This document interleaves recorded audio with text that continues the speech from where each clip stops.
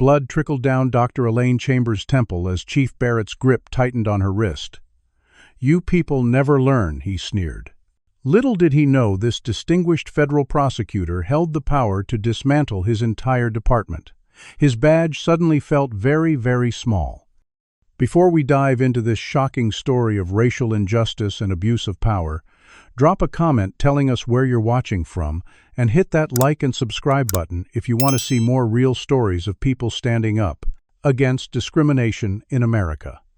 The afternoon sun beat down on Millfield's main street as Dr. Elaine Chambers, 42, adjusted her rearview mirror and checked the GPS on her dashboard. As a senior federal prosecutor with the Department of Justice's Civil Rights Division, she had seen her share of troubled towns. But Oakwood County had a particularly troubling pattern of complaints that had landed on her desk in Clyde, Washington. Elaine had spent 15 years building cases against those who violated American civil rights, and her reputation for thoroughness and unwavering commitment to justice had earned her this assignment to personally investigate allegations against the Millfield Police Department. She navigated through the small, politically conservative town, noting the Confederate flags that still adorned some porches despite being hundreds of miles from the Old South. Her rental car, a modest sedan, moved at exactly 25 miles per hour in the 25 miles per hour zone when flashing lights appeared in her mirror. Elaine checked her speedometer again, certain she hadn't violated any traffic laws, but she pulled over immediately, her hands visible on the steering wheel as her father had taught her years ago. The man who approached her vehicle walked with the swagger of someone used to being obeyed without question. Police Chief Richard Barrett, 48, a stocky man with cold blue eyes and 24 years on the force, tapped her window with his knuckles rather than his flashlight, a small gesture of aggression that wasn't lost on Place. "Elaine, license and registration," he demanded, without preamble or explanation for the stop. "May I ask why I'm being pulled over?" Officer Elaine inquired politely, maintaining eye contact while reaching slowly for her credentials. Barrett's expression hardened immediately. "I give the orders here. License and registration now, or step out of the vehicle." Elaine produced her driver's license along with her Department of Justice credentials. "I'm Dr. Elaine Chambers with the Justice Department. I believe I was observing all traffic laws, so I'd appreciate knowing the reason for this stop." The change in Barrett's demeanor was immediate and alarming. His face flushed as he examined her identification, holding it up to the light as though expecting to find evidence of forgery. "Department of Justice," he scoffed. "You expect me to believe the DOJ sends people like you down here? This looks fake." The dismissal in his tone carried the weight of countless similar interactions Elaine had experienced throughout her career. "Chief Barrett, my credentials are authentic. You're welcome to call my supervisor in Washington to confirm my identity and purpose here." When she reached for her phone, Barrett's hand shot through the window, grabbing her wrist with enough force to leave marks. Out of the car. Now he barked, already opening her door. Elaine complied, maintaining her composure, even as Barrett roughly pulled her from the vehicle. "I'm not resisting, Chief Barrett."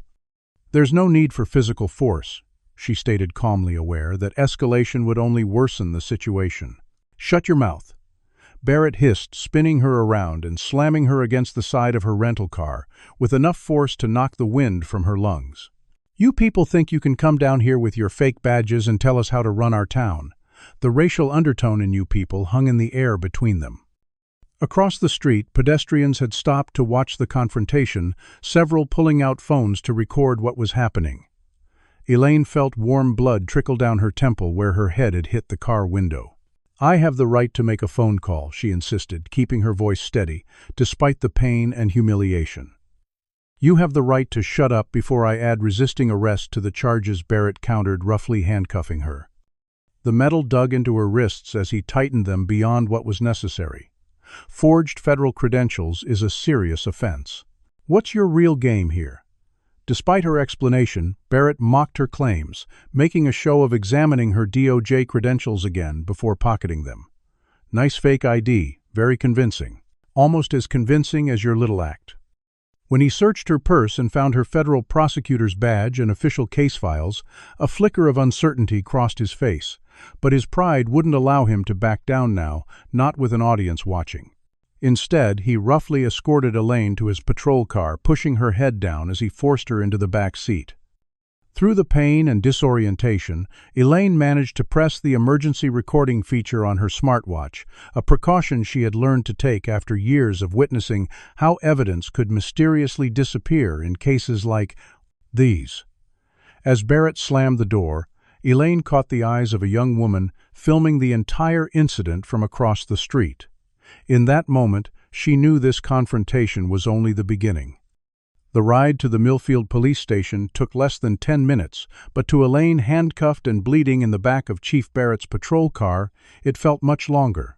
She used the time to center herself, drawing on years of courtroom experience to maintain her composure despite the throbbing pain where her head had struck the car window. Barrett drove aggressively, taking corners sharply, and breaking hard actions clearly intended to further disorient and intimidate his passenger.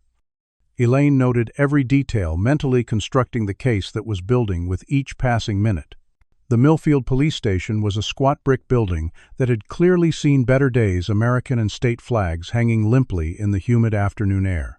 Barrett parked in a space marked Chief and made a show of extracting Elaine from the back seat, parading her through the front entrance, with her hands cuffed behind her back, blood still visible on her temple. The officers inside the station looked up from their desks, expressions ranging from curiosity to discomfort, as their chief marched the well-dressed black woman through the bullpen. "Got ourselves someone impersonating," a federal prosecutor, Barrett, announced loudly, his hand gripping Elaine's upper arm tight enough to leave bruises. "Thought she could come down here and tell us how to run our department." Some officers nodded in appreciation of the chief's show of authority, while others quickly found reasons to look away. One young female officer, her nameplate reading Reynolds, watched with undisguised concern in her eyes. At the booking desk, Barrett roughly pushed Elaine into a metal chair. "Name," demanded the booking officer, an older man who refused to make eye contact with the detainee. "Dr. Elaine Chambers, senior prosecutor with the Department of Justice Civil Rights Division," she replied clearly, her voice carrying through the now quiet station. "And I'd like to exercise my constitutional right to a phone call." Barrett laughed, a harsh sound devoid of humor.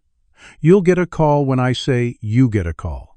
Right now we're going to process you for impersonating a federal officer, resisting arrest, and whatever else I decide to add to the list." He leaned down, his face inches from hers, and lowered his voice. "You know you're not the first one of your kind to come in here thinking you're better than us. That doctor last month thought his fancy car and white coat meant something too. Learned his lesson quick enough." Officer Reynolds shifted uncomfortably at her desk, pretending to focus on paperwork while clearly listening to every word. Elaine met Barrett's gaze unflinchingly. "Chief Barrett, I understand you're used to having absolute authority in this department, but you're making a serious mistake. I'm here as part of an official investigation into civil rights violations in Oakwood County, specifically allegations against the Millfield Police Department." Her calm professionalism seemed to further infuriate Barrett, whose face reddened as she spoke. "You expect me to believe they sent someone like you to investigate us?" he scoffed. "What's next? They gonna send a Mexican to patrol the border?" The racial slur hung in the air, causing even some of the more hardened officers to glance away in discomfort. Elaine's mind flashed back to her first day at Harvard Law, when a professor had suggested she might be more comfortable at a less prestigious institution. She remembered the nights working twice as hard as her classmates to prove herself, the skeptical looks when she first walked into a courtroom as lead prosecutor, and the countless times she'd been mistaken for administrative staff. Rather than the federal attorney in charge of major civil rights cases, she had overcome each obstacle with the same dignified determination she now employed with Chief Barrett. "I understand you're having difficulty accepting my authority," Elaine said evenly, "but that doesn't change the reality of the situation. My team has been investigating complaints against your department for 3 months. I'm here to conduct in-person interviews and review records that haven't been provided despite multiple official requests." Barrett's swagger faltered slightly at the mention of an ongoing investigation. He turned to the booking officer. "Search her belongings." "Thoroughly." Without a warrant or probable cause, Barrett dumped the contents of Elaine's briefcase onto the counter, pawing through legal documents and personal items alike. His movements became more agitated as he discovered file folders labeled with the Millfield Police Department case number, containing copies of complaints, statistical analyses of traffic stops by race, and preliminary findings that painted a damning picture of departmental practices. Holding up one document, Barrett's expression shifted from contempt to something closer to concern. "These are internal department records." "How did you get these?" Elaine maintained her composure. "They were provided through official channels, Chief Barrett. As I've been trying to tell you, I'm here in my official capacity to investigate multiple allegations of civil rights violations, including discriminatory enforcement practices and excessive use of force against minorities in your jurisdiction." She nodded toward the handcuffs cutting into her wrists. "You've now provided me with a first-hand experience of exactly the conduct described in those complaints." Officer Reynolds had abandoned all pretense of working and was openly watching the confrontation. Barrett noticed her attention and snapped. "Don't you have reports to file, Reynolds?" The young officer reluctantly returned to her computer, but Elaine had caught the flash of recognition in her eyes. Barrett turned back to Elaine, his attitude shifting subtly, as the possibility that she might actually be who she claimed to be began to sink in. "Even if you are with the DOJ, you were interfering with a legitimate traffic stop and refusing to comply with orders," he insisted, though with less conviction than before. Elaine raised an eyebrow. "And what exactly was the violation that prompted this legitimate traffic stop, Chief Barrett? Because it seems to me that being black in Millfield might be the only law I broke today." Before Barrett could respond, the station's front door swung open, and a flustered man in an expensive suit hurried in. "Chief Barrett, what the hell is going on? I just got a call that you've arrested a federal prosecutor, Mayor Calvin Phillips," had the panicked look of a politician who suddenly realized he was standing too close to a ticking bomb. Barrett's face drained of color as the mayor's words confirmed what he had begun to suspect, but had been too proud to accept. Elaine straightened in her chair despite the discomfort of the handcuffs. "Mayor Phillips, I presume I'm Dr. Elaine Chambers, Department of Justice. I was planning to meet with you tomorrow, but it seems Chief Barrett had other ideas about how my visit to Millfield should begin." Mayor Calvin Phillips stood frozen in the doorway of the police station, his carefully curated political smile replaced by genuine alarm as he took in the scene before him, a handcuffed black woman with blood on her face, claiming to be a federal prosecutor, and his increasingly agitated police chief looking like he'd just swallowed something poisonous. "Get these handcuffs off her." Now the mayor ordered, finding his voice as he quickly crossed to where Elaine Saturday. Barrett hesitated, his authority challenged in front of his officers. "Mayor, with all due respect, this woman was caught impersonating a federal official, and I just got off the phone with the U.S. Attorney's Office in Washington. Richard Phillips cut in, using the chief's first name to underline who was in charge. "Dr. Chambers is exactly who she says she island. Now remove those handcuffs before this situation gets any worse." The booking officer quickly produced keys, as Barrett stood rigidly, his jaw working silently. Once freed from the restraints, Elaine rubbed her wrists where the metal had cut into her skin but made no move to stand. "Thank you, Mayor Phillips. Now perhaps Chief Barrett would like to explain why he pulled me over without cause, physically assaulted me, and brought me here in handcuffs." The mayor turned to Barrett expectantly, the political calculation visible in his eyes as he assessed the damage control needed. Barrett's face flushed with a dangerous combination of embarrassment and anger. She was hostile and threatening during a routine traffic stop, he claimed. Failed to provide proper identification and reached for something in her vehicle after being instructed not to move. "Is that so?" Elaine replied coolly, touching the dried blood on her temple. "And did this hostile behavior justify slamming my head against a car window? Or were the racial slurs just a bonus feature of Millfield's routine traffic stops?" Mayor Phillips blanched, looking from Elaine to Barrett. "Racial slurs. Chief Barrett, tell me that's not true." Barrett's silence spoke volumes. Elaine stood slowly gathering her dignity, along with the scattered contents of her briefcase. Mayor Phillips came to Millfield to conduct an official investigation following numerous complaints of racial profiling and excessive force by your police department. My team has been reviewing data and testimonies for months, and the pattern we've uncovered is deeply troubling. She held up a file folder.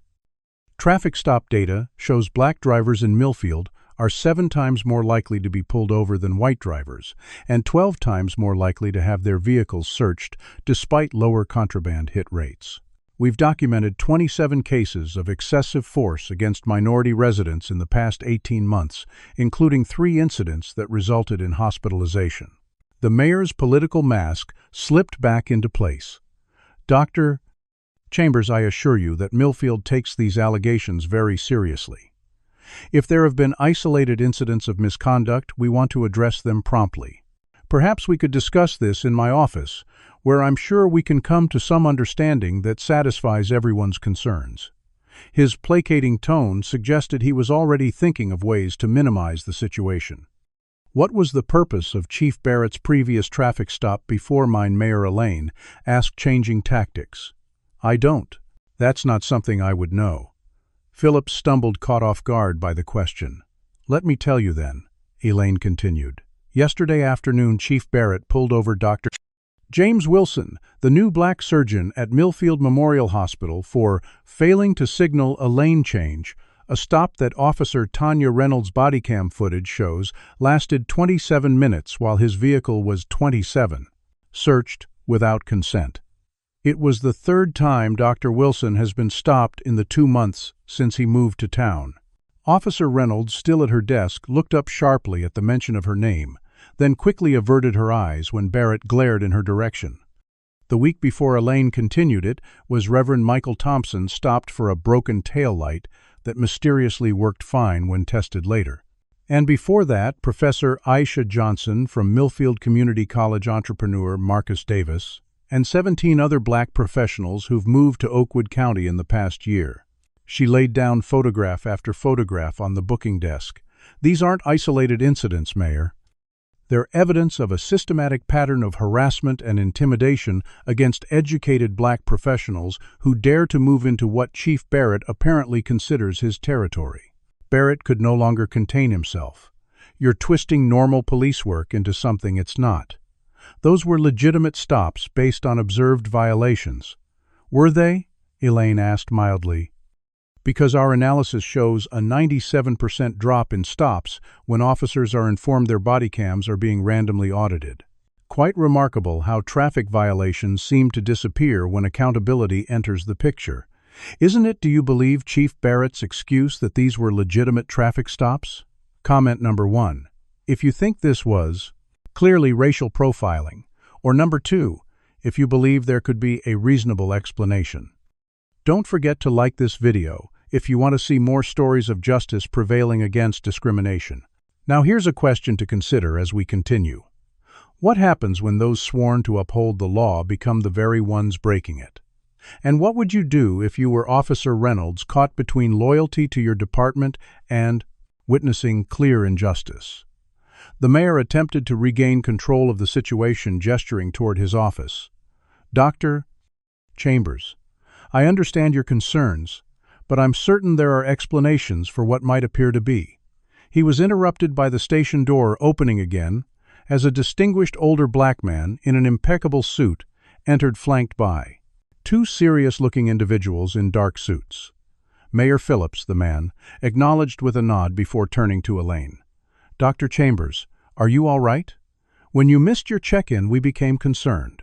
U.S. Attorney Marshall Green. Elaine introduced him to the suddenly silent room. I apologize for the missed check-in. I was unavoidably detained during a first-hand demonstration of the departmental practices we've been investigating. She gestured to her bloodied temple. Green's expression hardened as he took in Elaine's condition and the tension in the room. I see. And would someone care to explain how a federal prosecutor conducting an official civil rights investigation ends up bleeding and handcuffed in your station? Mayor Phillips. The gravity of the situation seemed to finally register with court.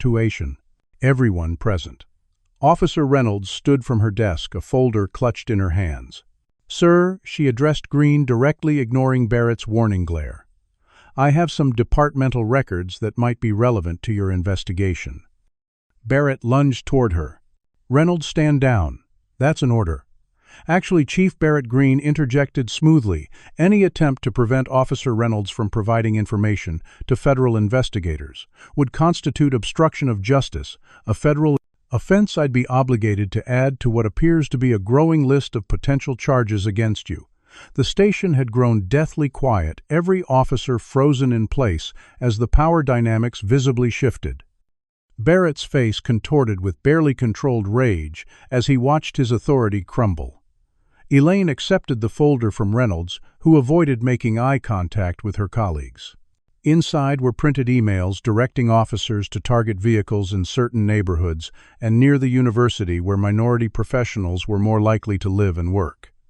"Thank you, Officer Reynolds," Elaine said quietly. "Your courage is noted." She turned to face Barrett and the mayor. "Gentlemen, what began as an investigation into departmental practices has now expanded to include assault on a federal officer, civil rights violations, and potential obstruction of justice. I suggest you both prepare for a much more intensive federal presence in Millfield than originally planned." As if on cue, more dark SUVs pulled up outside the station, visible through the front windows. "That would be the rest of our team," Green explained with a grim smile. "Along with FBI agents who specialize in police misconduct investigations." He turned to Elaine. "Dr. Chambers, let's get you medical attention for that head injury. We'll continue this discussion once you've been properly treated." As Elaine gathered her belongings and prepared to leave with Green, she paused beside Barrett, who stood rigid with fury and fear. "You know, Chief," she said quietly, "so only he could hear when you slammed me against that car and called me 'you people,' you didn't just assault me. You confirmed every allegation in our case file and gave us ironclad first-hand evidence of exactly what we came here to investigate. Whatever happens next, remember you did this to yourself." Barrett's face drained of color as the full implications of his actions began to dawn on him. His badge, once a symbol of unquestioned authority, now seemed to weigh heavily on his chest as Elaine walked out the door with the federal team, leaving behind a department in disarray and a career beginning to unravel. The morning after Chief Barrett's confrontation with Elaine Millfield awoke to find itself thrust into an unwanted spotlight. Bystander videos of the incident had spread across social media platforms overnight, the hashtag number Millfield Racism trending nationally as millions watched the police chief slam a well-dressed black woman against a car. Local resident Tamika Johnson's cell phone footage capturing Barrett's sneering, "You people never learn" comment had been viewed 2 million times by breakfast. The Millfield Gazette's website crashed from unprecedented traffic as people sought more information about what the national media was now calling another example of systemic police racism in small-town America. Outside the modest motel where Elaine and the federal team had established temporary headquarters, television news crews set up equipment, while reporters practiced their solemn expressions for live broadcasts. Inside, Elaine winced as a medical professional applied butterfly bandages to the cut on her temple. "You should really go to the hospital for a proper examination," the medic advised. "Concussions can have delayed symptoms." "I'll get checked out later." Elaine promised, already focused on the stack of files before her. "Right now, we have work to do." The team had expanded overnight, additional DOJ personnel and FBI agents filling the converted conference room with laptops, printers, and communication equipment. U.S. Attorney Marshall Green studied a map of Millfield, pinned to the wall red markers, indicating locations of documented incidents. "The pattern is even clearer than we thought," he observed. "Almost every case clusters around the routes between predominantly black neighborhoods and professional workplaces, the hospital, the college downtown businesses." Elaine nodded. "Classic intimidation tactics. Make successful black professionals feel unwelcome by ensuring they can't move freely through town without harassment." She pointed to another cluster of markers. "And look at the timing. The frequency increased dramatically after the county's Economic Development Initiative successfully recruited more diverse talent to the area." Their strategy session was interrupted by a knock at the door. Agent Wilson, handling security, checked the peephole before admitting Officer Tanya Reynolds, looking nervous in civilian clothes rather than her uniform. "I wasn't sure if I should come," she admitted, clutching a flash drive like a lifeline. "But after seeing that video online, I can't be part of this anymore." Meanwhile, across town, a very different gathering was taking place. Chief Barrett, looking haggard after a sleepless night, addressed a hastily organized press conference on the steps of the police station. "What you've seen in those selectively edited videos doesn't tell the whole story," he insisted to the assembled reporters and supporters. The individual in question refused to comply with lawful orders during a routine traffic stop and exhibited threatening behavior that necessitated standard police response procedures. Behind him stood a row of officers, their expressions carefully neutral, while before him clustered a group of vocal supporters holding hastily made signs with slogans like "Stand with Chief Barrett" and "Support our police." "We will not allow outside agitators to come into our town and dictate how we protect our community." Barrett continued, his voice rising as supporters cheered. "This so-called investigation is nothing but a politically motivated witch hunt targeting hard-working law enforcement officers who put their lives on the line every day." Across the street, a counter-demonstration had formed, predominantly black residents joined by white allies, holding signs with messages like "Black Lives Matter" and "Justice for Millfield." Their numbers grew steadily throughout Barrett's speech, their chants of "No justice, no peace" occasionally drowning out his words. Among them stood Sarah Chen, a reporter for the regional newspaper, recording interviews with residents eager to share their own experiences with the Millfield Police Department. "It wasn't just me," explained Marcus Davis, a local business owner. "Every black professional in this town has a Barrett story. We even warn newcomers, if you're black and drive a nice car, expect to get pulled over at least once a month." Chen scribbled notes rapidly. "And why haven't these stories come out before?" Fear replied Reverend Thompson, standing beside Davis. "Barrett has powerful friends in this town. People were afraid of retaliation, losing jobs, having family members targeted, mysterious building code violations for their businesses. But seeing that federal prosecutor treated the same way we've been treated for years, something broke open. People aren't afraid anymore." At City Hall, Mayor Phillips paced his office phone pressed to his ear as he tried to reach state officials who might intervene in what he increasingly viewed as a political disaster. His assistant interrupted with news that campaign donors were calling concerned about the city's image and their investments. The mayor's re-election campaign, once considered a certainty, now faced serious jeopardy. "Tell them I'm handling it," he snapped, though he had no idea how to contain the rapidly expanding crisis. By afternoon, national civil rights leaders had announced plans to visit Millfield, and the governor had released a statement expressing deep concern about the allegations. Local businesses began posting "Everyone welcome here" signs in windows, while others closed early, citing security concerns as tensions in the community rose. At Barrett's suburban home, his wife Jennifer watched the coverage with growing horror, her calls to her husband going straight to voicemail. Their teenage children had already received hateful messages on social media, their school principal calling to discuss security concerns for the following day. The Barrett family had always enjoyed a position of respect and privilege in Millfield. Now they found themselves at the center of a storm that threatened to tear apart not just their community standing, but their personal safety. As evening approached, Elaine reviewed the material Officer Reynolds had provided. Internal memos, text messages between officers discussing racial profiling strategies, disguised as proactive policing, and most damning documentation of complaint forms that had been systematically lost or classified as unfounded without investigation. "This goes beyond Barrett," she told Green as they worked late into the night. "There's a culture of tolerance for discriminatory practices throughout the department, though not everyone participates." She gestured to testimonies Reynolds had collected from other uncomfortable officers who'd been afraid to speak out. "Barrett's the ringleader, but he's created a system where speaking against him is career suicide." Green nodded grimly. "The question is how deep this goes into other institutions." The mayor's quick attempt to smooth things over suggests he's either complicit or willfully ignorant. Elaine rubbed her temples, the headache from her injury, intensifying as fatigue set in. "We need to expand the investigation to include the mayor's office, the district attorney, and the judges who've been signing off on these questionable arrests and searches."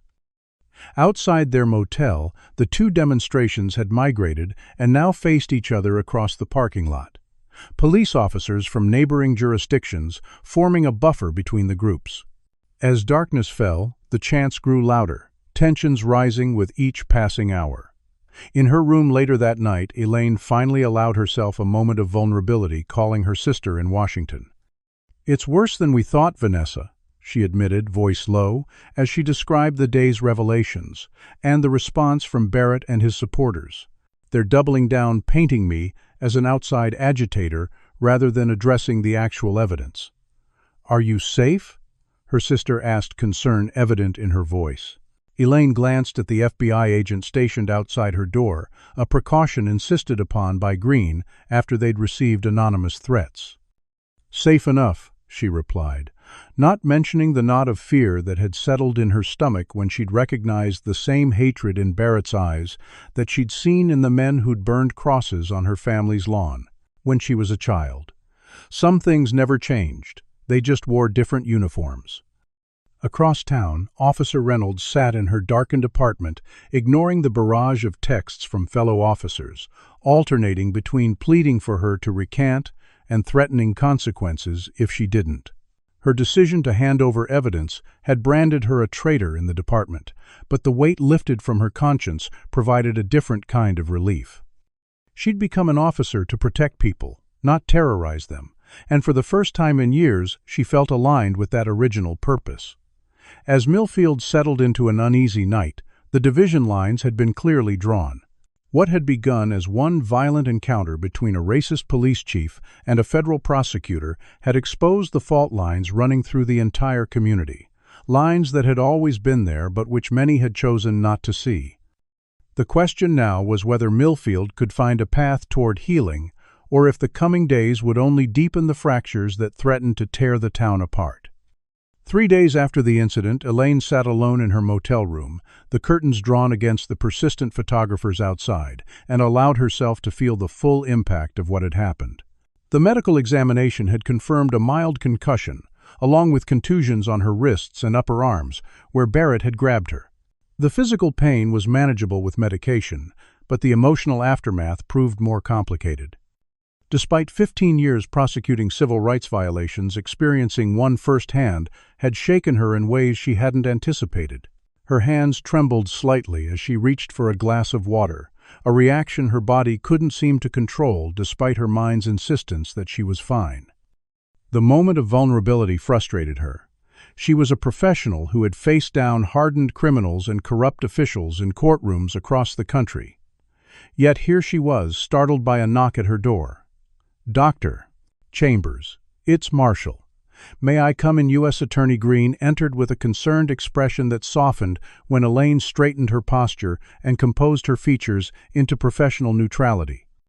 "The doctor said you should be resting," he admonished gently, setting down a folder on the table. "We have enough staff to handle things for a day or two." Elaine shook her head. "I need to work, Marshall.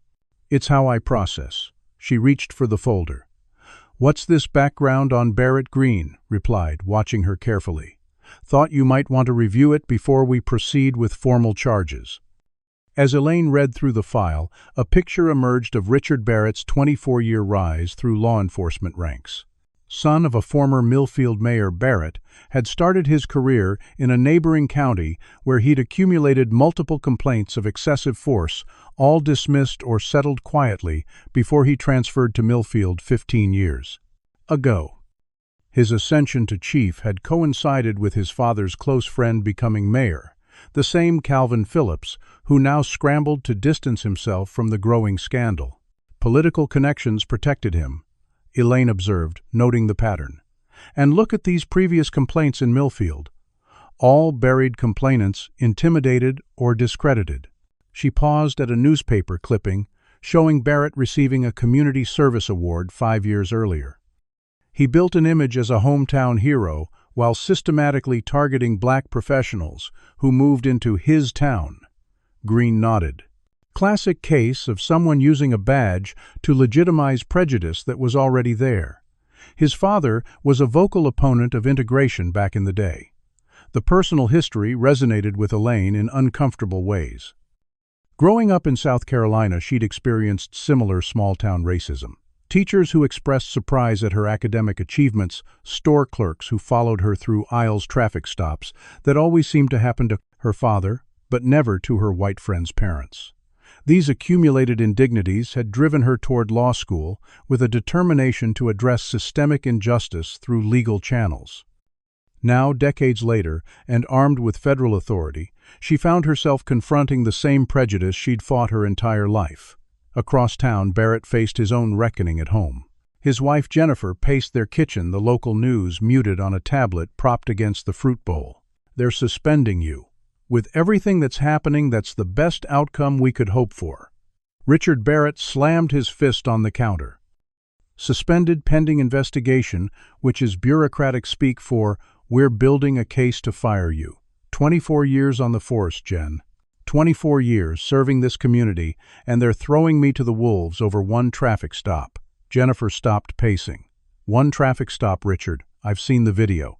You slammed a federal prosecutor against a car you called her." She lowered her voice, though no one else was home. "You people. On camera." She looked at her husband, as if seeing him clearly for the first time. Was she even speeding? Did she actually do anything wrong? Barrett avoided her gaze. "You don't understand police work. Sometimes you have to make split-second decisions." "Don't," Jennifer cut him off. "Don't give me that line. Tyler's teacher called today. Some kids are saying his dad is a racist who beats up black women.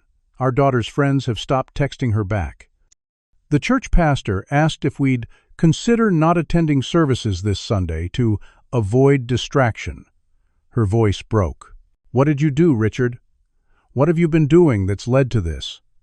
Unable to face his wife's questions, Barrett grabbed his keys and stormed out, ignoring her pleas to stay and talk. He drove aimlessly through town, passing familiar streets now transformed by the crisis. Outside the police station, a small group of supporters still gathered, but their numbers had dwindled as more evidence emerged. He didn't stop. He couldn't bear their hollow reassurances, or worse, the questions beginning to form in some of their eyes. Meanwhile, at federal headquarters, Officer Reynolds had become an official whistleblower provided with legal protection as she detailed years of departmental practices. "It started small," she explained to Elaine and the investigative team. Comments about how certain neighborhoods needed extra attention. Instructions to run plates on nice cars driven by black people because they seemed suspicious. "I knew it wasn't right, but everyone acted like it was normal." She described how questioning these practices led to isolation, undesirable shift assignments, and subtle threats about backup arriving delayed if she didn't get with the program. Barrett created a system where you either participated or paid a price, she concluded. Most officers just went along to protect their careers or because they already shared his views. The investigation expanded rapidly, with team members discovering that traffic fine revenues from minority drivers had funded much of the department's equipment purchases, creating a financial incentive for discriminatory policing. They uncovered a pattern of excessive force complaints that had been systematically buried by internal affairs. Most disturbing was evidence that Barrett and several officers had intimidated witnesses who tried to file complaints, including late-night visits to homes and thinly veiled threats about finding criminal charges if they proceeded.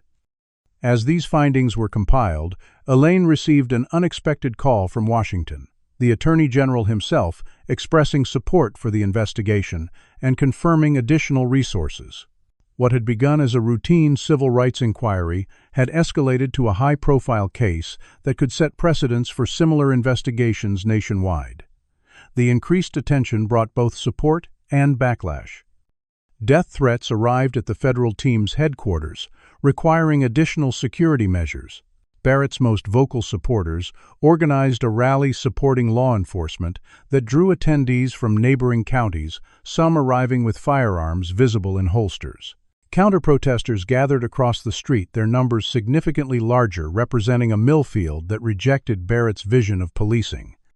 Journalists from national outlets descended on the town, booking every available hotel room and conducting interviews with residents willing to share long-suppressed stories of discrimination.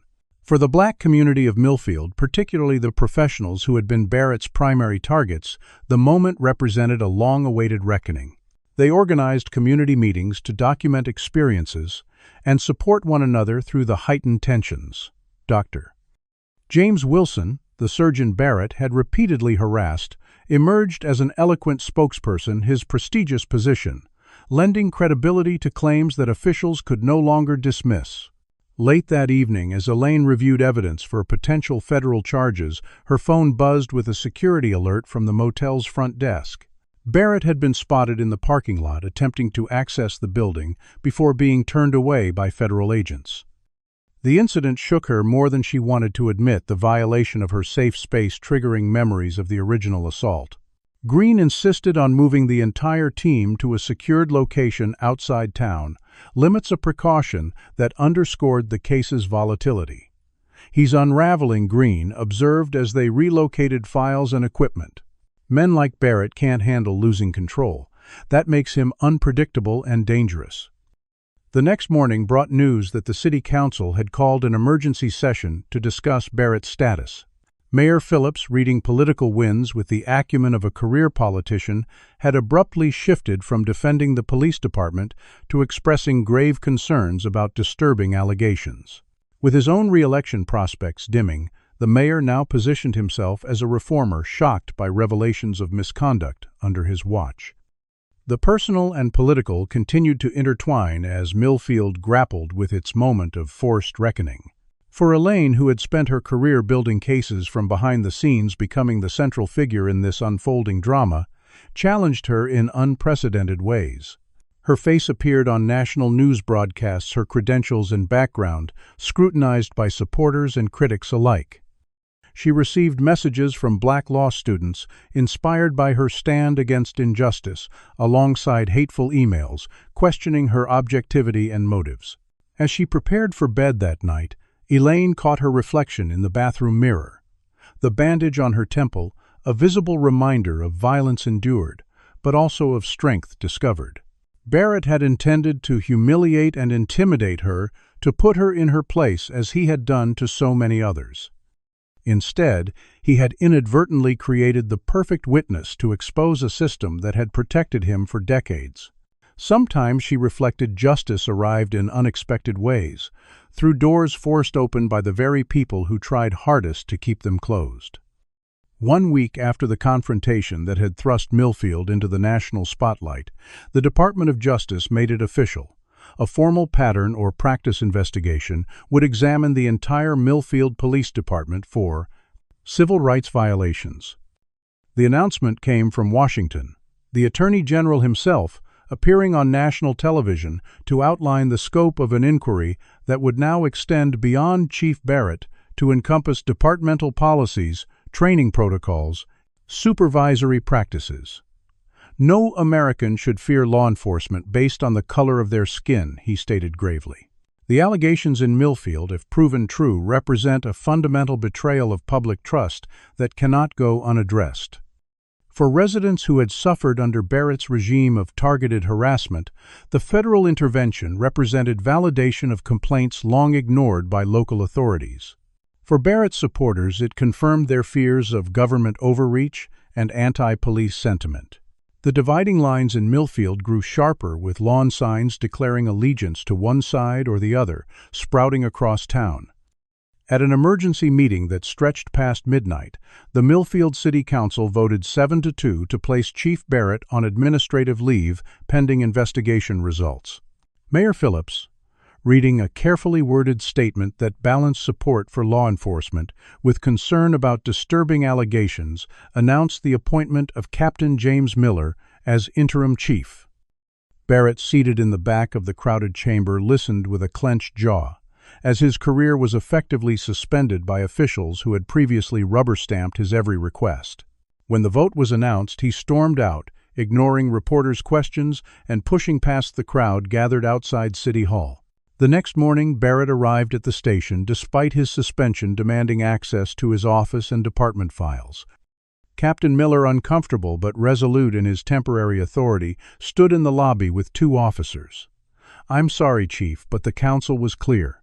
You're on administrative leave, which means no access to the building or files until the investigation concludes." Barrett's face flushed with anger. 24 years I've given this department, and you're going to stand there and treat me like a criminal.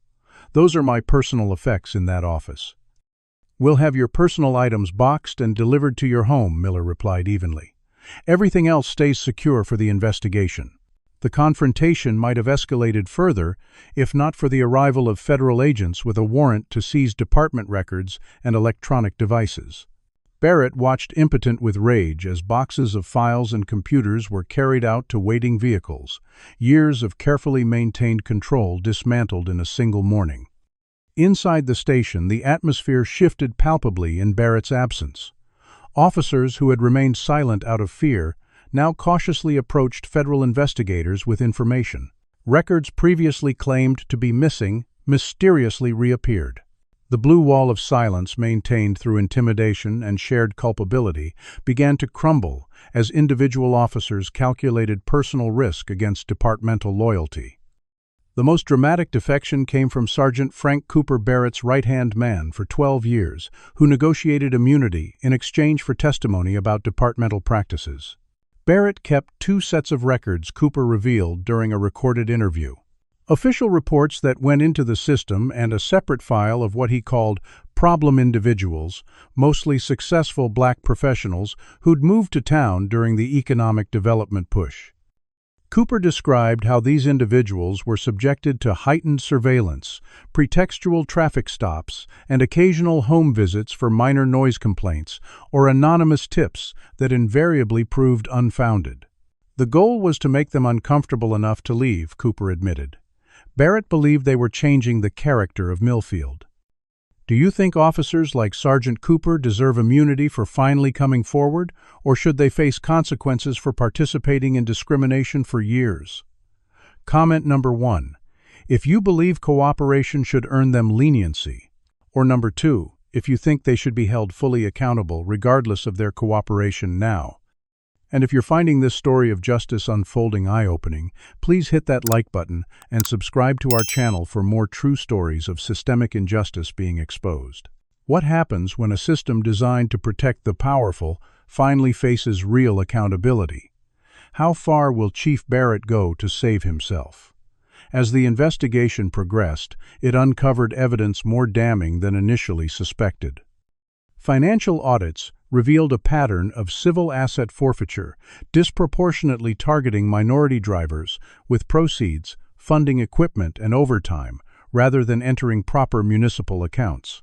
Internal communications showed systematic efforts to discourage black homebuyers through selective enforcement of municipal codes in certain neighborhoods. Most disturbing were documented instances of evidence tampering in cases involving excessive force complaints against Barrett's favored officers. The revelations extended beyond the police department to include complicity from other institutions.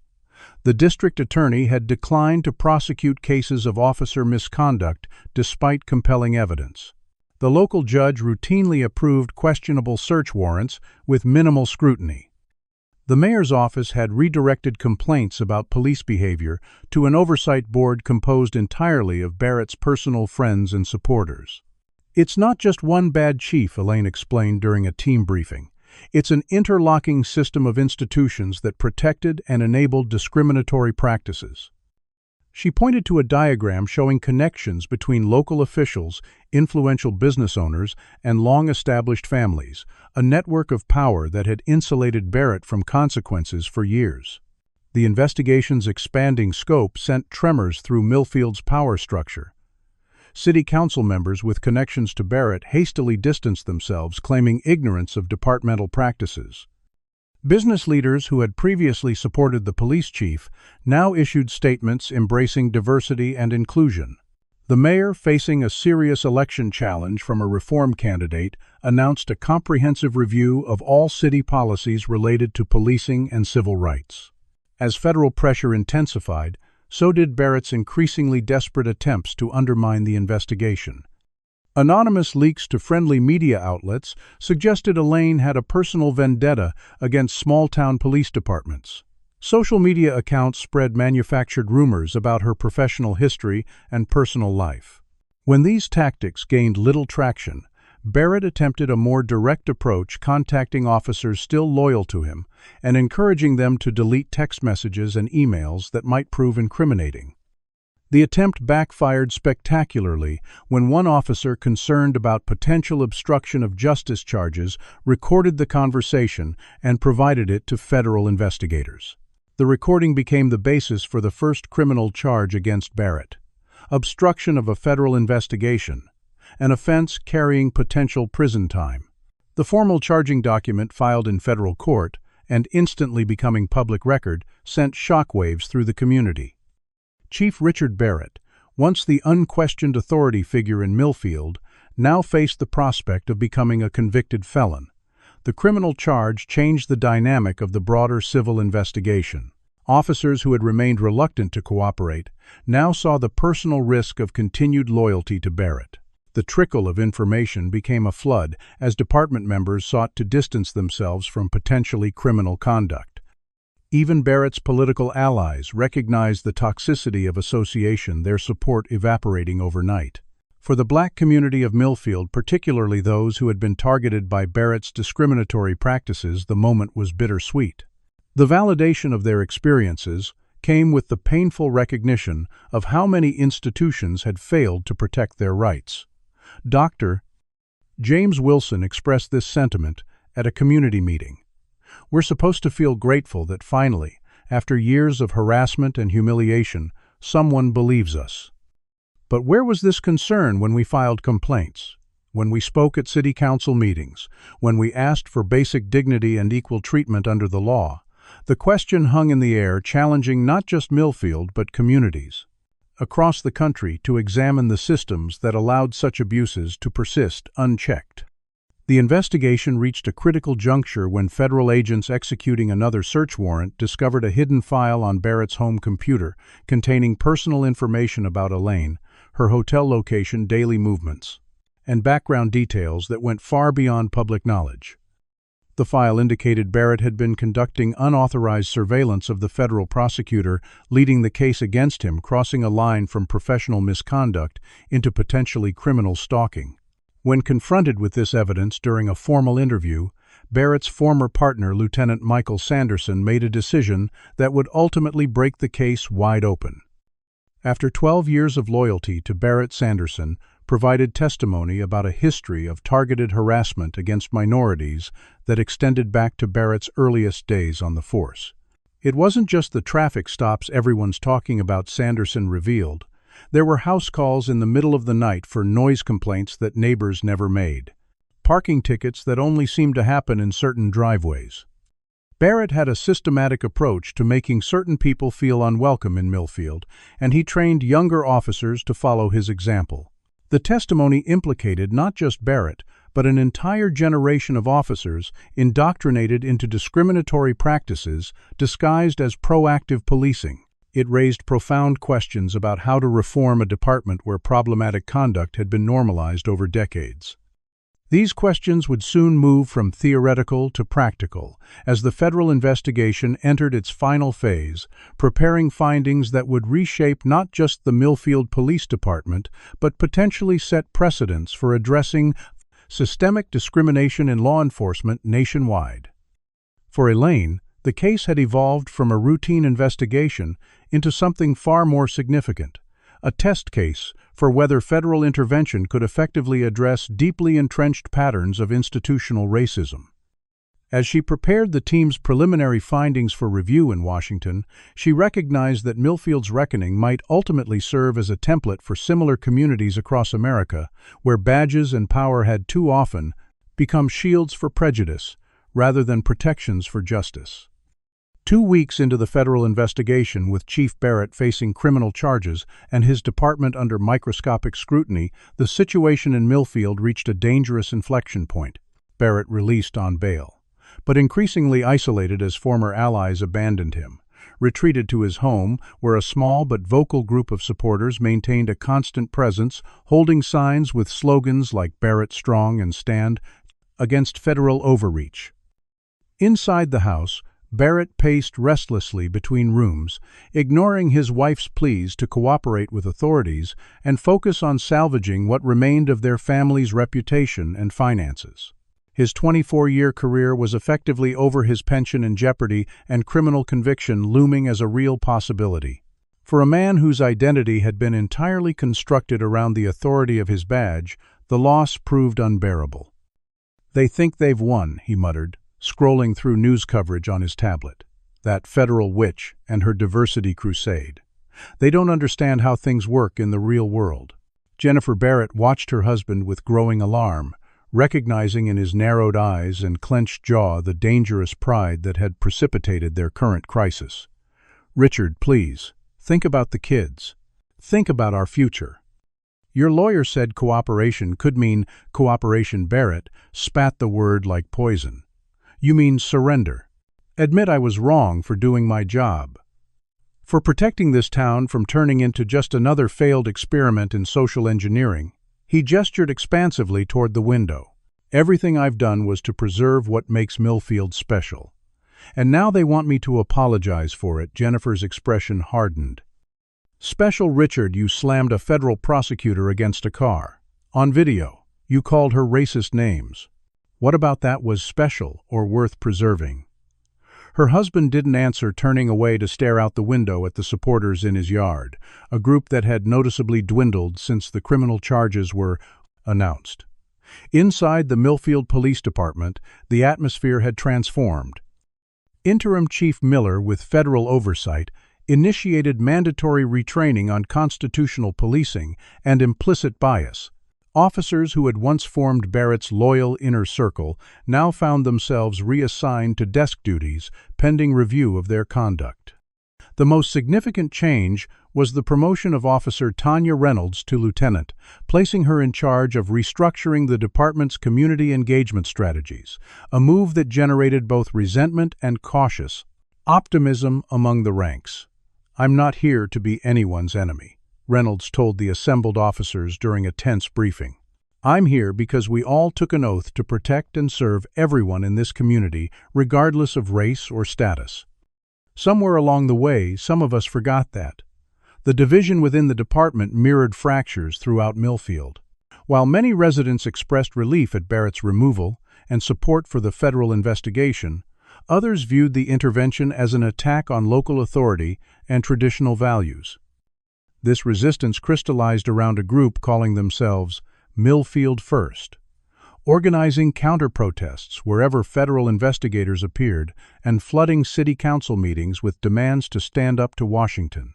Mayor Phillips, once Barrett's steadfast ally, executed a remarkable political pivot, publicly embracing police reform while privately assuring traditional constituents that changes would be cosmetic rather than substantive.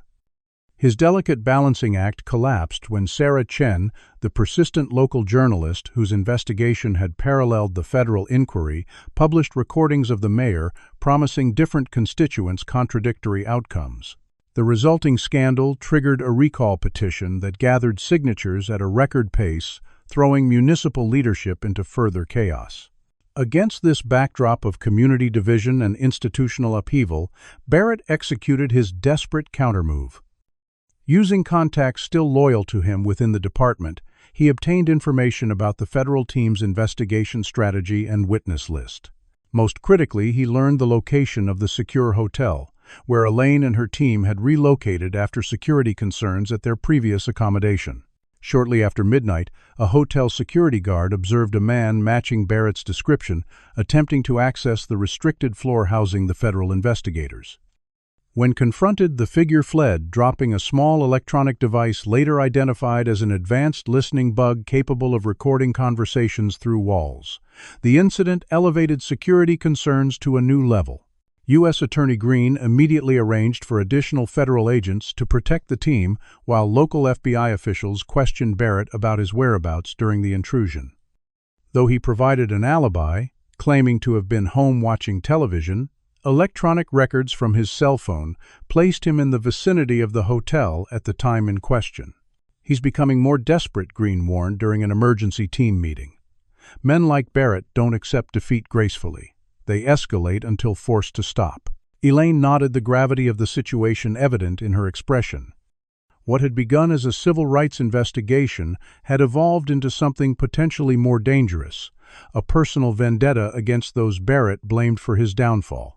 The security breach provided the basis for modifying Barrett's bail conditions, requiring him to surrender his passport and wear an electronic monitoring ankle bracelet, restricting his movements to home lawyer's office and court appearances. The added restrictions further inflamed Barrett's supporters, who organized a rally outside the federal courthouse, their anger visibly intensifying as counter-protesters arrived with signs supporting the investigation. When the groups clashed, police from neighboring jurisdictions struggled to maintain order, the ironic image of officers in riot gear, protecting federal officials from supporters of local law enforcement, not lost on national media covering the events.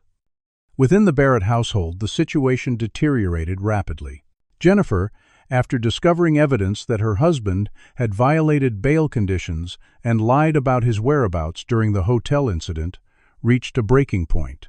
"I can't do this anymore, Richard," she announced, packing suitcases while their teenage children watched silently from the hallway. "I've stood by you through everything, made excuses to myself about your behavior for years. But this is crossing a line I can't follow you over."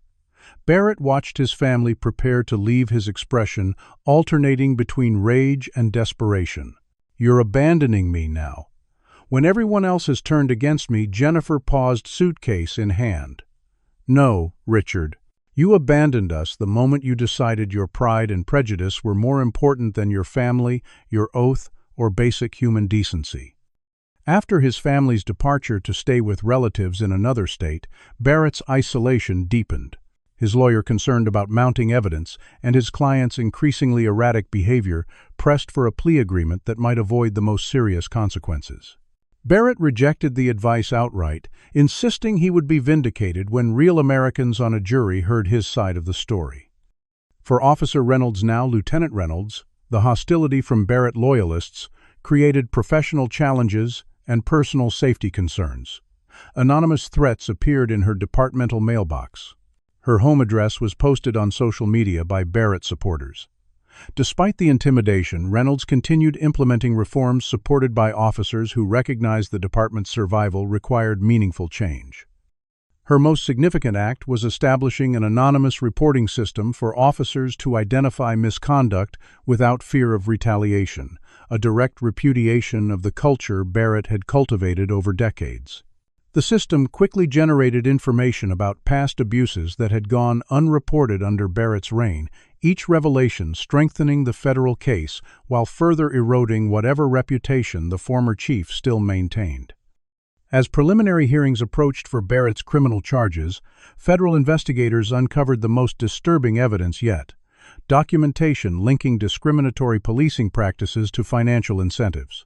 Records showed that traffic fines and civil forfeitures from targeted enforcement against minority drivers had directly funded equipment purchases, overtime pay, and even performance bonuses for officers with the highest productivity in certain neighborhoods. The discovery transformed what might have been framed as individual misconduct into a systematic, profit-driven enterprise of constitutional violations. This evidence proved particularly damning for Mayor Phillips and city council members who had approved budgets reliant on revenue from discriminatory enforcement. The financial trail implicated not just Barrett, but an entire municipal structure that had benefited from and enabled unconstitutional policing practices. For the Black residents of Millfield, who had endured years of targeted harassment, the validation of their experiences came with painful recognition of how deeply systemic the discrimination had been. Every traffic stop, every random search, every seemingly minor interaction with Millfield police had been part of a calculated strategy to intimidate and extract financial resources from their community. The realization sparked renewed calls for not just reform, but reparations for those most affected by Barrett's policies. Late one evening, as Elaine worked alone in the secure conference room reviewing evidence for upcoming hearings, her phone buzzed with an urgent security alert. Hotel cameras had captured Barrett in the parking garage, having somehow disabled his electronic monitoring device. Security personnel were conducting a building sweep, but his current location remained unknown. Elaine immediately implemented security protocols, alerting federal agents stationed nearby while securing sensitive documents. As she reached for her phone to call Green, the conference room door opened. Barrett stood in the doorway, disheveled and wild-eyed, a far cry from the confident, intimidating figure who had slammed her against a car just weeks earlier. "You've destroyed everything," he said, voice eerily calm despite his agitated appearance. "My career, my family, my town. Was it worth it to make your political point?" Elaine maintained her composure, acutely aware of the panic button under the conference table within reach of her hand. "This isn't about politics, Chief Barrett. It's about the law. The same law you swore to uphold when you pinned on that badge." Barrett took a step forward, then stopped, seeming to battle with himself about his next move. "You people always talk about the law when it serves your agenda. But where was all this concern about the law when my town started changing? When everything we built started being handed over to outsiders who don't understand our way of life?" The naked prejudice, in his words, confirmed everything the investigation had uncovered about Barrett's motivations. Even now, facing criminal charges and professional ruin, he couldn't recognize the fundamental flaws in his worldview. Before he could continue, federal agents appeared behind him, weapons drawn. "Richard Barrett, you're under arrest for violating bail conditions and criminal trespass," announced the lead agent. "Place your hands behind your head and kneel slowly." For a terrible moment, Elaine feared Barrett might force a violent confrontation, choosing destruction over surrender. Instead, something seemed to break within him.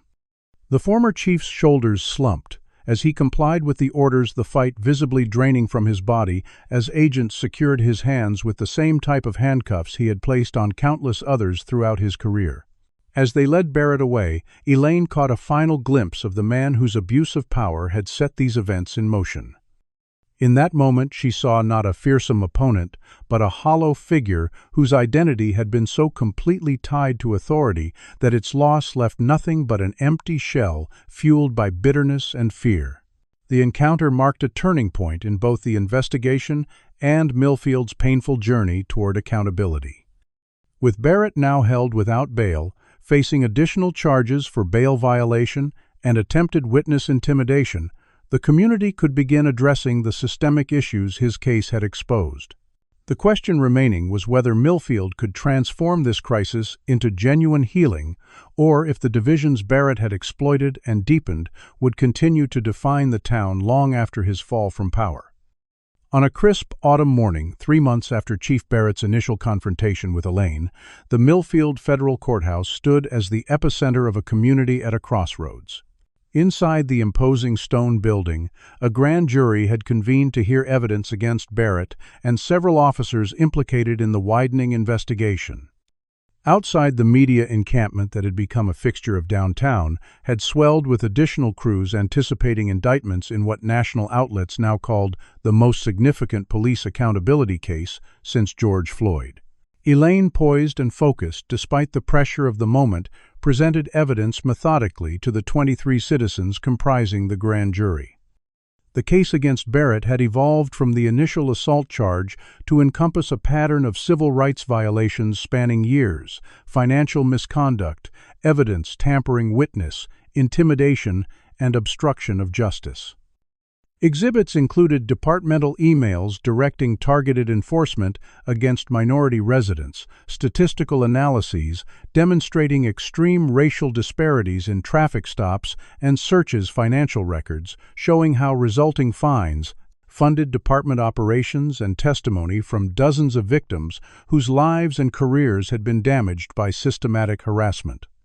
What began as an investigation into one incident, Elaine explained to the attentive jurors, revealed a calculated system of discriminatory policing designed to intimidate successful black professionals and extract financial resources from a targeted population.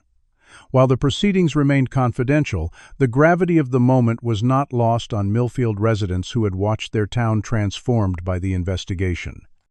Mayor Phillips had resigned rather than face a recall election, his political career ending with a whimper rather than the triumphant fifth term he had once considered inevitable. The city council, under interim leadership, had implemented emergency reforms, including civilian oversight of police operations and an independent review of all pending criminal cases involving officers under investigation. Throughout town, listening circles facilitated difficult conversations about race policing and the community's future. Some discussions grew heated old prejudices, clashing with calls for change, but the simple act of honest dialogue represented progress in a town where such conversations had been suppressed for generations. In the police department, Lieutenant Reynolds navigated the challenging transition with unexpected allies. Several veteran officers, initially resistant to change, became advocates for reform after reviewing evidence of how deeply Barrett's corruption had compromised their professional integrity. "We signed up to protect and serve," explained Sergeant James Wilson, a 20-year department veteran who had once been part of Barrett's inner circle. Somewhere along the way, that mission got twisted into something unrecognizable. This is our chance to reclaim what being a police officer is supposed to mean. Not everyone embraced the changing tide. A core group of Barrett loyalists resigned rather than participate in the department's transformation, some joining agencies in neighboring counties where Barrett's approach to policing still found sympathy. Their departure, while creating short-term staffing challenges, ultimately accelerated the cultural reset Reynolds sought to implement. Barrett himself, held without bail after his conference room confrontation with Elaine, maintained his innocence through increasingly desperate legal maneuvers. His defense strategy shifted from denying discriminatory intent to claiming his actions represented legitimate law enforcement practices rather than civil rights violations. When this approach gained little traction, he attempted to portray himself as a scapegoat for broader societal issues beyond his control. His final legal gambit came in the form of a surprise witness, his former partner from early in his career, Detective Samuel Davis, who appeared voluntarily before the grand jury. Barrett's legal team had presented Davis as a character witness who would testify to the former chief's professional integrity and commitment to equitable policing. What transpired, instead, became the investigation's most dramatic turning point. Davis, now retired and living in another state, had agreed to testify not to support Barrett, but to unburden his conscience about their shared history. "I can't stay silent anymore," Davis told the grand jury, his testimony later made public through court filings. "What happened in Millfield didn't start with Richard Barrett becoming chief. It started 24 years ago when we were rookies together in Claiborne County." Davis recounted how he and Barrett had been mentored by officers who explicitly taught them to use traffic stops as pretexts for harassing undesirables, primarily black residents who moved into predominantly white neighborhoods. He described how Barrett had embraced these tactics with particular enthusiasm, developing increasingly sophisticated methods of targeted enforcement that appeared racially neutral on paper while producing profoundly discriminatory outcomes. By the time he transferred to Millfield, Richard had perfected the system Davis testified. He could train officers to implement discriminatory practices that were nearly impossible to prove in individual cases. It was only when you looked at the pattern over time that the true nature of what was happening became clear. Davis's testimony proved devastating to Barrett's defense, providing historical context that transformed the narrative from isolated incidents to a career-long pattern of intentional discrimination. Perhaps most damaging was Davis's account of a conversation shortly after Barrett became Millfield's chief, in which Barrett had outlined his vision for using police authority to maintain the town's traditional character, a thinly veiled reference to preserving its racial demographics. When asked why he had waited so long to come forward, Davis's answer resonated beyond the courthouse walls. "Because I was complicit. Because I stood by and watched it happen, even participated in the early days, and told myself it wasn't my problem after I transferred out. Every black driver we harassed, every family we made feel unwelcome. That's partly on me. "I can't change what I did and didn't do back then, but I can tell the truth now." The testimony sent shockwaves through law enforcement circles across the region, raising uncomfortable questions about how many other departments might harbor similar practices beneath a veneer of professional policing. For black officers, like Reynolds Davis's account validated experiences, they had often been gaslighted into questioning the subtle directions, unwritten rules, and coded language that had shaped their careers. As the grand jury deliberations continued, forensic accountants completed their analysis of the financial dimensions of Barrett's misconduct. The results revealed a system more extensive than initially suspected, with discriminatory enforcement directly funding not just department operations, but a supplemental compensation program that rewarded officers for activity in targeted neighborhoods. Officers who generated the most citations and asset forfeitures from areas with high minority populations received performance bonuses, preferred assignments, and accelerated promotion opportunities. The financial incentives had effectively monetized racism, creating departmental dependence on continued discriminatory practices.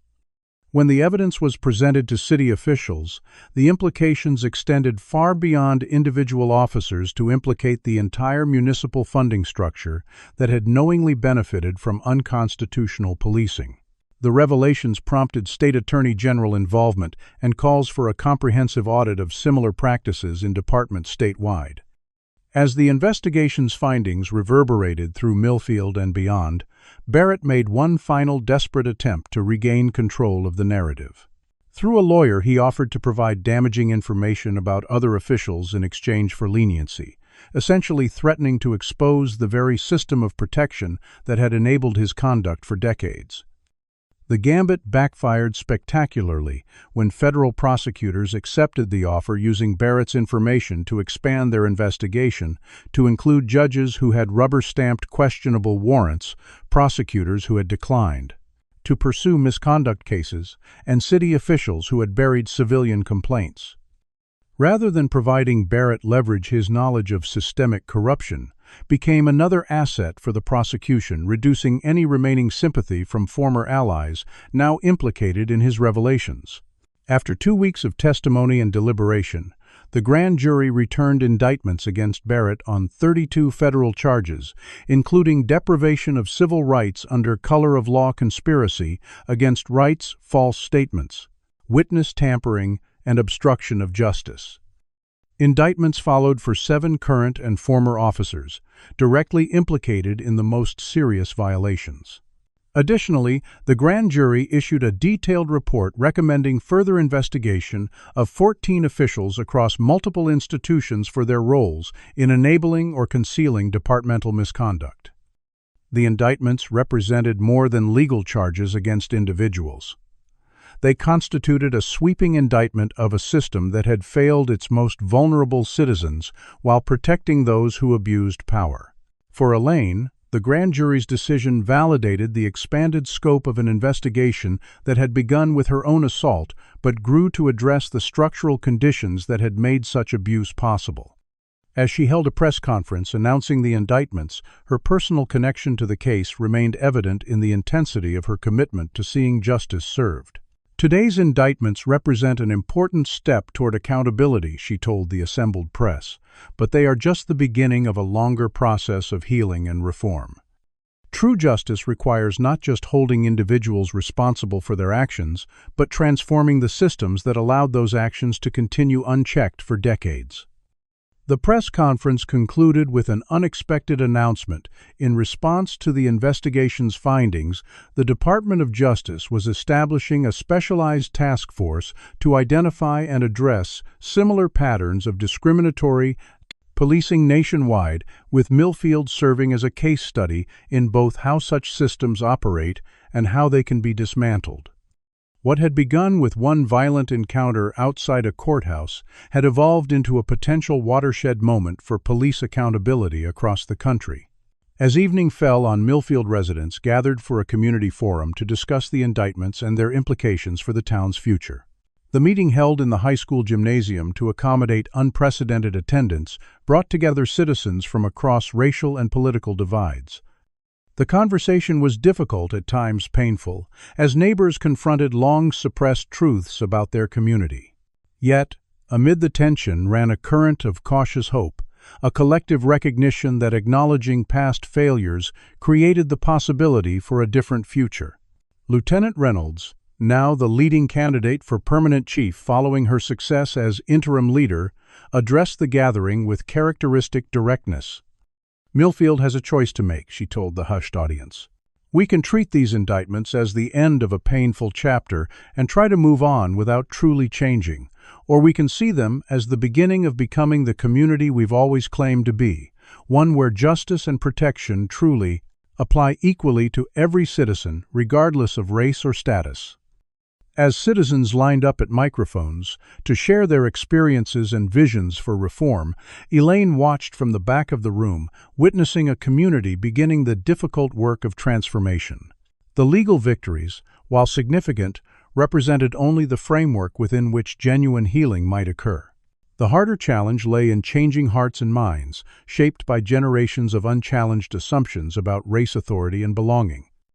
That work would continue long after the trials concluded and the national spotlight moved elsewhere.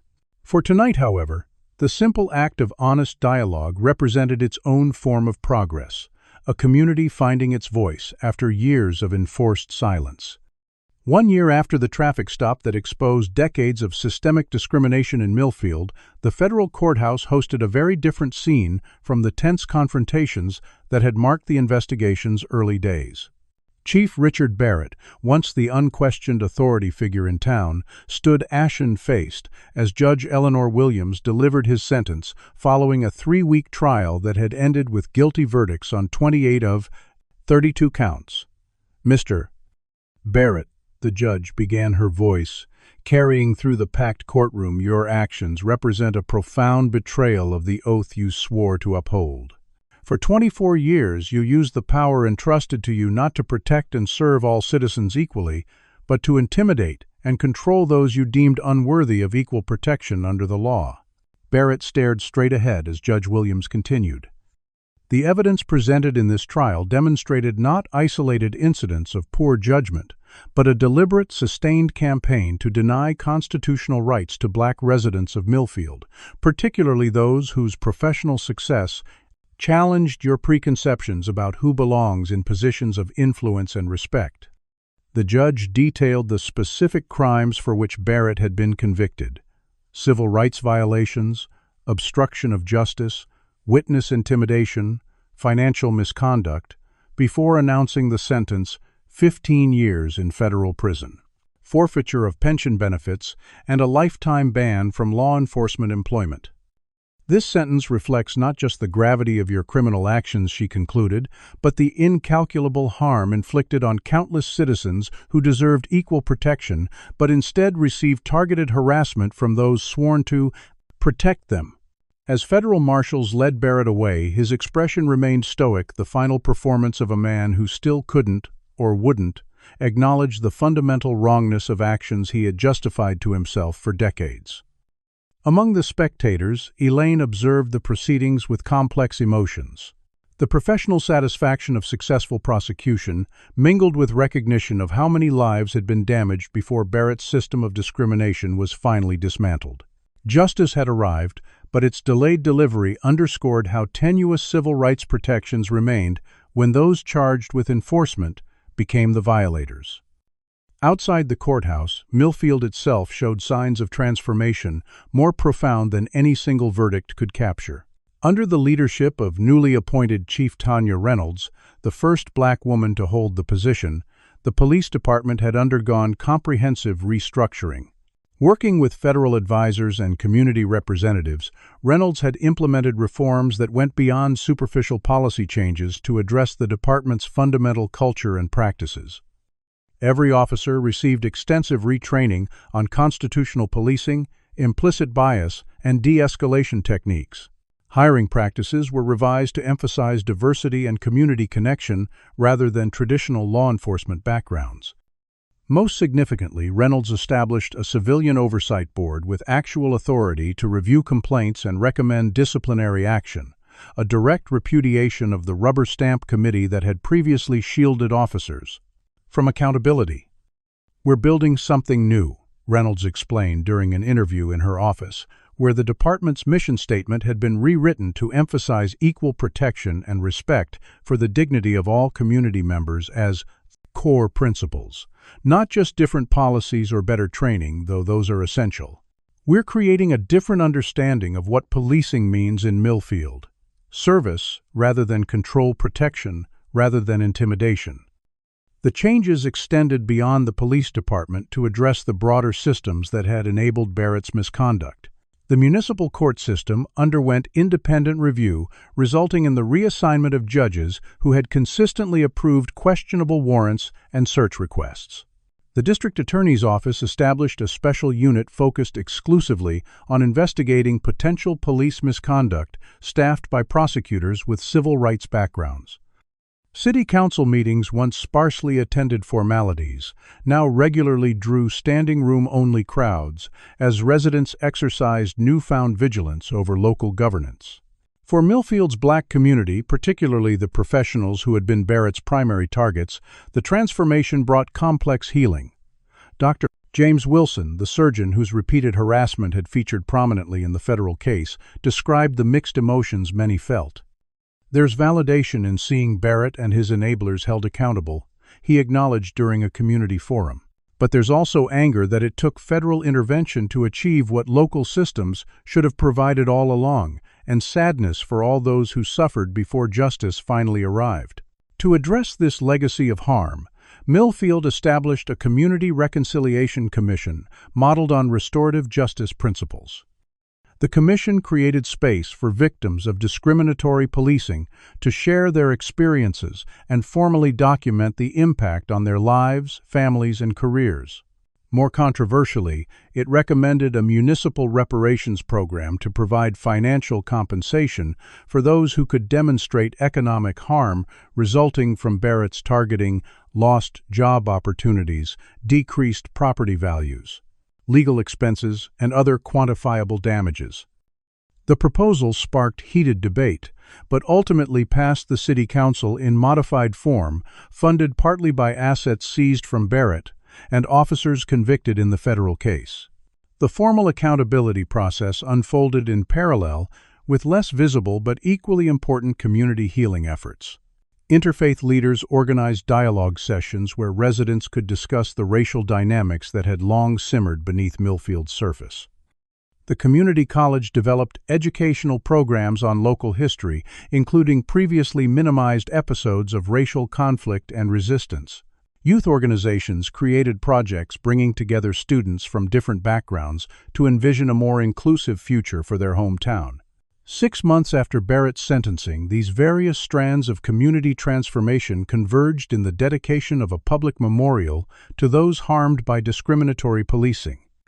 The simple stone marker placed in the courthouse square, where Barrett had first confronted Elaine, bore an inscription that had emerged from community dialogue sessions. In acknowledgement of past injustice, in commitment to equal protection, in hope of continued healing. The ceremony drew hundreds of residents from across Millfield's demographic spectrum, their presence representing not universal agreement, but a shared willingness to engage with difficult truths about their community's past and present. For Elaine, the Millfield case had evolved from a routine investigation into a defining professional achievement with profound personal dimensions. The Department of Justice had expanded the specialized task force she now led, using lessons from Millfield to identify and address similar patterns of discriminatory policing nationwide. The methodologies developed during the investigation: statistical analysis of enforcement patterns, forensic examination of departmental communications, financial auditing of resource allocation, became templates for civil rights. Interventions in other communities where traditional complaints had failed to produce accountability. The broader impact extended beyond methodology to legal precedent. Barrett's conviction established that targeting minority professionals through pretextual enforcement could constitute a pattern of civil rights violations even when individual incidents might appear justified in isolation. The financial dimension of the case, documenting how discriminatory enforcement generated revenue that incentivized continued discrimination, opened new avenues for addressing systemic racism in policing beyond traditional misconduct. Frameworks. 1 year to the day after her confrontation with Barrett, Elaine returned to Millfield for the first time since the trial. Chief Reynolds had invited her to observe the department's transformation and speak at the Police Academy's graduation ceremony, where a diverse class of new officers represented the first generation of Millfield policing, untainted by Barrett's influence. As she drove through town, Elaine noted both visible changes and deeper currents of transformation. The Confederate flags that had adorned some porches during her first visit were largely absent. The police vehicles bore a redesigned emblem, emphasizing community service rather than authority. Most significantly, the invisible tension that had pervaded interactions between officers and minority residents had noticeably diminished, not eliminated, but reduced through deliberate effort on both sides. At the Academy graduation, Elaine addressed the new officers with reflections on the journey that had brought Millfield to this moment of possibility. "The badge you receive today carries both privilege and profound responsibility," she told the attentive cadets. "It grants you authority that can be used to protect the vulnerable or to intimidate those you're sworn to serve. The choice you make each day about how to use that authority will define not just your careers, but the character of this community." She concluded with words that captured the essence of the transformation Millfield had begun. "True justice isn't measured solely by who we punish, but by how we protect the rights and dignity of every person, especially those historically denied equal protection. The work of building a just community never ends. It continues with each interaction, each decision, each opportunity to choose inclusion over exclusion, respect over intimidation, equity over advantage." After the ceremony, Elaine met privately with Reynolds in the chief's office, the same space where Barrett had once directed his campaign of discrimination, now transformed into a center for community-oriented policing. They discussed the challenges that remained resistance from neighboring jurisdictions, less committed to reform ongoing tension between accountability and rebuilding trust, the delicate balance of acknowledging past harm while creating space for genuine change. "Some days I wonder if we're really making a difference," Reynolds admitted. "The systems we're trying to change have such deep roots." Elaine nodded, understanding the weight Reynolds carried as both change agent and symbol of transformation. "What happened in Millfield matters beyond its borders," she assured the chief. "Every department that implements your reforms, every officer who sees policing differently because of what happened here, every citizen who expects and receives equal protection, that's the ripple effect of the work you're doing." As evening fell, Elaine took a final walk through downtown Millfield before departing. She paused at the memorial in the courthouse square, reading again the inscription committing the community to acknowledgement, equal protection, and continued healing. A young black family passed by the parents nodding respectfully while their children played without the wariness that previous generations had learned as a survival skill in public spaces. In that ordinary moment, residents moving freely through their community without fear of targeted harassment, Elaine witnessed the most meaningful measure of transformation. The legal victory against Barrett had been necessary but insufficient. True justice emerged in these daily experiences of equal citizenship that had previously been denied. The work remained unfinished, the transformation incomplete and fragile. Old prejudices still surfaced in community debates, and vigilance would be required to prevent regression toward familiar patterns of inequality. Yet Millfield had taken genuine steps toward becoming a community where justice applied equally to all residents, not through forgetting its troubled history, but by confronting it honestly and committing to a different future. As Elaine prepared to leave, she reflected on the journey from that first violent confrontation to this moment of cautious hope. What had begun with blood on her temple and handcuffs on her wrists had catalyzed a reckoning long overdue, not just for Barrett and his enablers, but for a community that had allowed injustice to flourish through collective silence. In that reckoning lay the possibility of redemption, not through easy forgiveness, but through the harder work of institutional transformation and sustained commitment to equal justice. The story of Millfield would continue long after Elaine's departure, written by residents choosing daily whether to sustain the difficult work of building a truly just community. Their choices would determine whether Barrett's fall represented merely the end of one man's abuse of power or the beginning of a fundamental reimagining of what justice could mean when applied equally to all. What do you think it takes to truly transform a system of injustice, like the one in Millfield? Is it possible to create lasting change, or will there always be resistance to equality? Share your thoughts in the comments below, and if this 7-Hever Coblet with youpeoples.com story of accountability and transformation resonated with you, please hit that like button and subscribe to our channel for more powerful stories of justice in action. Don't forget to share this video with friends who care about creating a more just society. Together we can keep these important conversations going. Thank you for joining me on this journey through Millfield's transformation, from a place of discrimination to one striving for true justice for all its citizens. This story illustrates how systemic racism often thrives, not through isolated incidents, but through calculated patterns that become normalized over time. Chief Barrett's abuse of power wasn't just about personal prejudice, it represented a sophisticated system designed to intimidate and control those who challenged his vision of who belonged in Millfield. True justice required more than removing one bad actor. It demanded dismantling the entire infrastructure that enabled discrimination to flourish. The transformation of Millfield demonstrates that accountability must extend beyond individuals to include institutions that remain silent or complicit. When communities confront uncomfortable truths about their history and present, healing becomes possible. Dr. Elaine Chambers' experience shows that sometimes those targeted by discrimination become the catalysts for change, precisely because they refuse to accept injustice as inevitable. Perhaps most importantly, this story reminds us that reform is not an event, but an ongoing process requiring vigilance and commitment. The badge of authority, whether worn by police or carried through professional credentials, comes with profound responsibility that can either protect rights or enable abuse. Lasting change happens not through policies alone, but through the daily choices of individuals who choose inclusion over exclusion, respect over intimidation, and equal protection for all citizens, regardless of race or status. What systems of injustice exist in your community that go unchallenged? Have you witnessed discrimination that was dismissed as normal until someone brave enough stood up against it?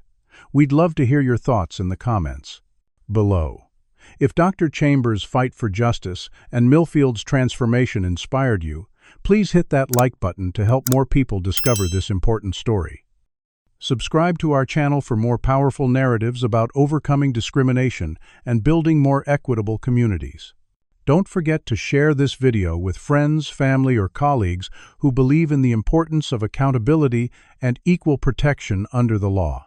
Your engagement helps amplify these crucial conversations about justice in America. Thank you for joining us on this journey through Millfield's reckoning with racism. Together, we can continue working toward a society where everyone truly receives equal treatment regardless of the color of their skin.